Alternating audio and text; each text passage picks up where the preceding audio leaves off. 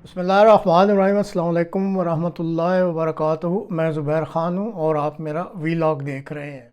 है कोई जो इस वाक़या से इबरत हासिल कर सके, ये आज के प्रोग्राम का मौजू है। इस प्रोग्राम में ये दोस्त जो वाक़या बयान कर रहे हैं, ये जून 2017 में कराची से लाहौर जाने वाले एक ऑयल टैंकर को पेश आया था।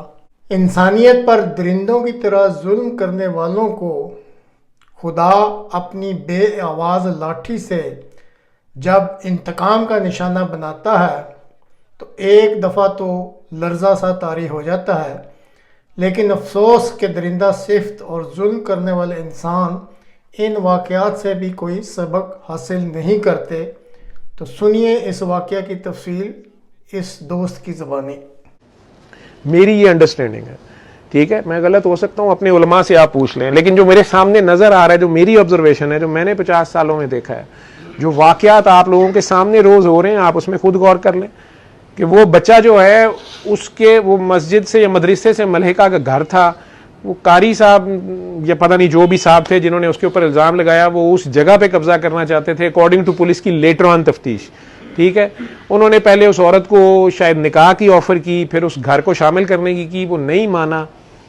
उन्होंने उस लड़के को पकड़ के अचानक वो सिपारे लेके सब लोगों को मस्जिद पे ऐलान किया कि इसने कुरान शरीफ फाड़ दिया या सिपारा। वो तो बच्चा ही बेचारा मजजूब था या पागल था।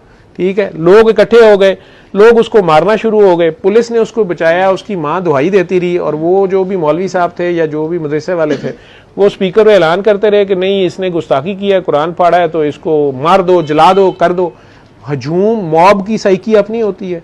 लोग इतने जज्बाती हो गए कि वो उसको आग लगाने लगे। पुलिस ने पहले उसे थाने में रखा है हिरासत में, तो वो थाने वालों की जानों को खतरा, थाना तोड़ फोड़, आग लगाना, उन्होंने उसे छोड़ दिया।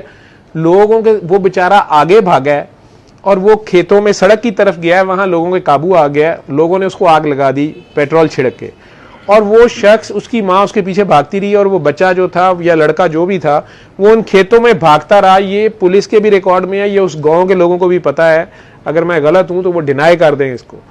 और वो लड़का जल के मर गया। ठीक है जी, अब ये क्या हुआ, उसने तौहीन कुरान की और उसकी सजा उस इलाके के लोगों ने डिसाइड किया कि इसको आग लगा दो। लग गई आग। ठीक है जी, हालांकि ये काम किसका था? पुलिस के बाद अच्छी FIR, प्रॉपर तफ्तीशी FIR पुलिस ने लिखनी होती है, लेकिन जहां पुलिस को अपनी जान के लाले पड़ जाए, एक थानेदार है बेचारा, उसके पास 6 सिपाही हैं, उसको फायर करने का इख्तियार नहीं है, वो क्या कर सकता है? और वो अगर डंडे से उसके ऊपर वो लिखवाई जाए, जो भी हुआ, बहरहाल वो खत्म हो गया जी, सजा दे दी मजमे ने। सिर्फ थोड़े ही अरसे बाद, रमजान का महीना है, उन्हीं खेतों के पास से सड़क गुजर रही है, ऑयल टैंकर उल्टा है और वो सारा ऑयल जो है वो बह गया उन खेतों में। उसी गांव के लोग, बड़े बूढ़े जवान, और उसी मस्जिद से ऐलान हुआ है कि जिसने पेट्रोल लेना है वो जाके ले लो। आप पहले मुझे बताएं कि क्या ये मुसलमानों का वतीरा है? एक मुसाफिर का सामान गिर गया है तो चाहे उसके अब काम का है कि नहीं, लेकिन उसकी इजाजत के बगैर उसको लूटना घसूटना, और रमजान के महीने में और रोजे की हालत में। ठीक है, मैं कह रहा हूं ना, हम कहते हैं हम अल्लाह को मानते हैं, हम अल्लाह को नहीं मानते हैं। हमें डंडे वाला पुलिस का सिपाही खड़ा नजर आए तो हम रेड लाइट पे गुजर जाते हैं, खड़े हो जाते हैं। जब सार्जेंट नहीं खड़ा तो गुजर जाओ, हालांकि अल्लाह तो वहीं खड़ा होता है, अल्लाह वो देख रहा होता है, लेकिन अल्लाह से कौन डर रहा है? ये कहने की बातें हैं हमारी। वही हुआ है, वहां लोगों ने अपने डोल, अपने जिसके हाथ जो चीज लगी है, वो पेट्रोल वहां से लूटना शुरू हो गया।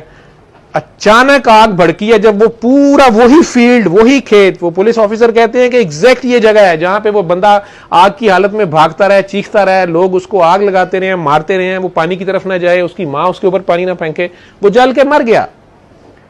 उसी खेत में, उसी गांव के 200 के करीब हर नस्ल का बच्चा बड़ा, मैं कहता हूं औरत मर्द, 200 से ज्यादा लोग हैं जो जल गए। जमीन ने अपना फैसला दे दिया। उस जगह पे हद नाफिज थी। जिसने कुरान की तौहीन करनी थी, चाहे वो होश में हो या ना हो, नेक हो या बद हो, रोजे से हो या जो भी हो, सारे के सारे उस जमीन पे वही हद लग गई। इसमें गौर कर लें आप लोग। अगर मैंने तो जो बात मुझे पता है मैंने बता दी है, आप सब लोग उसमें गौर कर लें कि अल्लाह का निज़ाम बेऐब है। फिर ठीक है, जो भी आप अल्लाह को जब शामिल कर लेंगे, अल्लाह के नबी को आप शामिल कर लेंगे, कुरान के नाम पे करेंगे, वो सबके लिए होगा, वो फिर सबके लिए होगा। उसमें फ्रॉड नहीं चल सकेगा, उसमें आप अल्लाह की आंखों में धोख हम नहीं झोंक सकते। तो अल्लाह से करम मांगे, रहम मांगे, बरकत मांगे, फजल मांगे, आजिज़ी में रहें।